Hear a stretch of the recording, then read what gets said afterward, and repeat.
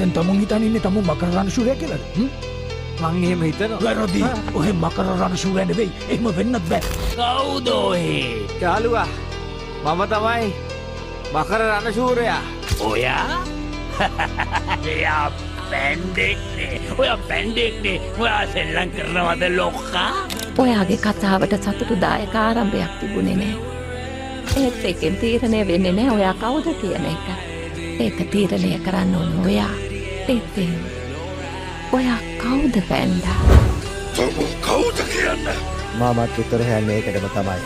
මම පැන්ඩා වගේ පුතෙක්ද? පහත්තේක පුතෙක්ද? ශිෂ්‍යයෙක්ද?